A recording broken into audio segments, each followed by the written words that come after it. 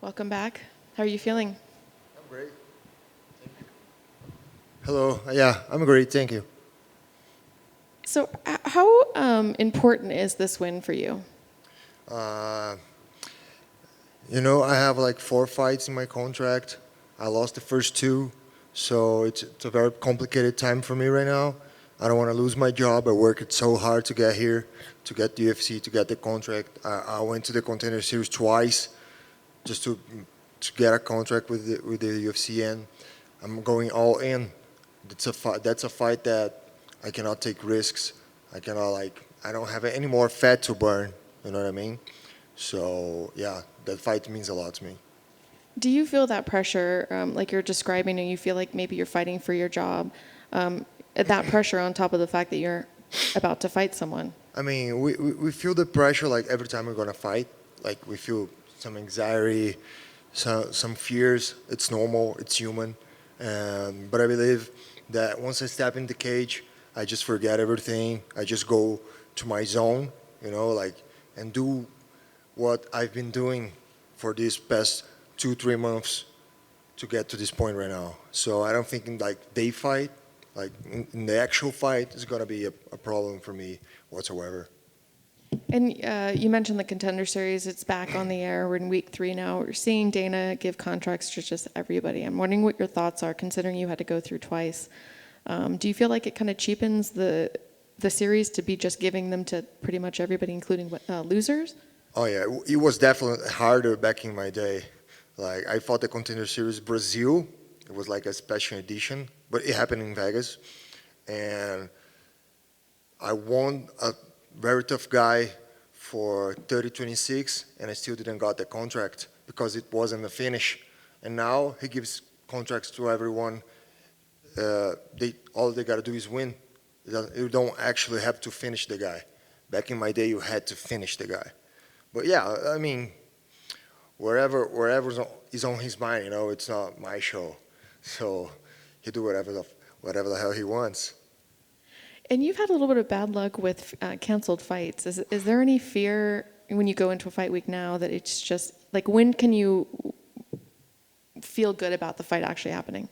Well, not only like canceled fights, but switching opponents. Like my first UFC fight, I was supposed to fight Kevin Holland, and then I was supposed to fight Dishirico, and like it switched like 4 times until I fought Andre Sergipano, and it's always been like that ever since I got to UFC. No, none of my fights was ever one guy, and it kept going with that guy. But this fight right now, that's the first fight that I had the guy, and it's still the same guy to the day of the fight.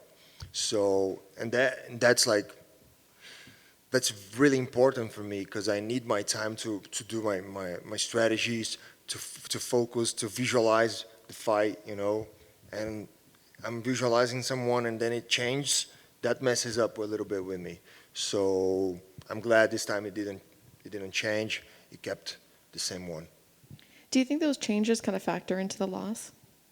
Uh, I mean, it's hard to give excuses to losses, but yeah, it's not like the same. It's never the same. It always some trouble, especially when you switch opponents and they have total different styles. It's just impossible to be the same. And now you say you spent this fight camp with one opponent. What are your thoughts on that opponent? Yeah. So Joaquin's like a highlight fighter.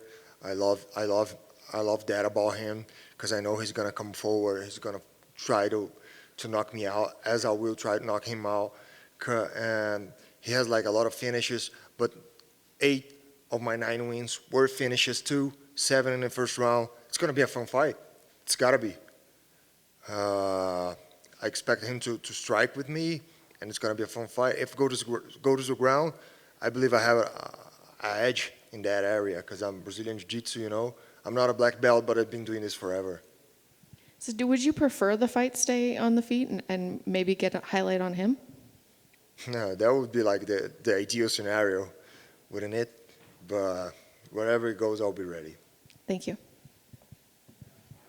I think you already kind of answered it, but I'll get you to elaborate a little bit more. I think a lot of people look at this, when they look at the high-level striking, they both see you as high-level strikers.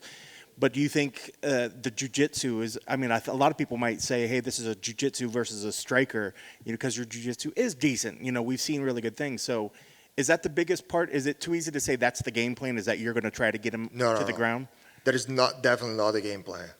I mean, if I have an opportunity, I will definitely take him to the ground and I'll make the most of it. But I don't have like that set in my mind. But I know if it goes, I'll have the edge on that area. But you guys all saw my fights. I never look for takedowns. It's very hard, very unusual for me to look for takedowns. So I expect this fight to be on the standing. And with a lot of times when you said a lot of people consider him like a highlight fighter, I think with that, some people think that you just need to get past the first round, get into the second round, get into the third round. Do you think that might be a case here where he might be a little bit less dangerous as the fight goes on? I don't think about that at all. I'm not like, that's not something that's gonna make me feel like secure. Oh, it's the second round now. I don't need to worry anymore. No, he's dangerous every round. He swings hard. I've seen his fights, and I'll be ready every round. I don't think like that's an advantage for me. And I know, and we talked with some of the other fighters that came here today and was talking about the mental side of the game, how strong somebody's mental side can win them the day. Coming in with the 2 losses, like you said, you're fighting. You feel like you're fighting for your career. Do you feel that you're going to want this fight more than he's going to want this? It's hard to say what's going on through his mind because he lost his last fight too. So that of course gives you a little bit of a fire going on. But I have this fire burning, and it's burning hard. I haven't won in 2 years. The last time I won, I was doing my camp over here, and that's what I'm doing right now. I'm doing my camp over here again, and it's going to be different than the 2 fights that I had in UFC. And then last thing is, what needs to happen just to make sure that you get your arm raised? What are the keys to the victory for you? One of the things that I worked the most this camp was my cardio, because that's where I lacked my 2 first fights in UFC, and my cardio is like, I feel like it's great right now. I just came from the altitude, Albuquerque, and here it's a little bit lower, so that helps too. And that was one of my main focus throughout this camp. As long as I can stand there and like be myself during the 3 rounds, I believe I'll win this fight. Best of luck. Thank you. Tudo bom, Arroyo? Beleza, irmão? Fazer rapidinho em português aqui. Já Você teve luta cancelada algumas vezes, troca de oponente e tal. Eu queria que você analisasse bem rápido. Qual foi a dificuldade da última luta? Foi bem em cima da hora, era uma luta importante. E 2, você já tem 2 lutas no UFC, mas foram trocadas também ao longo do camp. Dessa vez você vai fazer uma luta que não foi trocado o adversário. Exato. Qual a importância disso? Você se sente melhor dessa forma? Essas 2 perguntas. Bom, então, fazendo uma retrospectiva aqui bem rápida, minha primeira luta com o meu oponente 4 vezes. Isso é uma coisa que atrapalha bastante, porque uma hora é um striker, uma hora é um grappler, uma hora é um striker. E segunda luta, eu passei mal. Era para ser contra o Trevin Galhos, lá em Houston. Acabou que eu passei mal. Terceira luta era para ser contra o Eric Anders. Primeiro era para ser contra um grego, que vai até lutar contra o Poitin agora. E aí trocou para o Eric Anders. Aí chegou no dia da luta, o Eric Anders passou mal também, não teve luta. E aí, um mês depois, eu tive que lutar contra o Darren Wynn, que é um cara wrestler, um estilo totalmente diferente do Derek Anders. E um mês depois, acabou não dando tempo para me preparar da forma correta. Dessa vez, não. Dessa vez é o Buckley, e continuou sendo o Buckley, não mudou. Eu fiz o meu camp aqui, fiz o meu camp todo aqui. Como eu fiz também para lutar contra o meu último oponente, que ele acabou saindo da luta 10 minutos antes da luta. Desculpa, qual é o nome dele? Enfim. Mas eu acredito que isso é um fator muito importante, e o fato de não ter mudado o meu oponente durante esse camp todo vai me ajudar bastante e vai mostrar no dia da luta.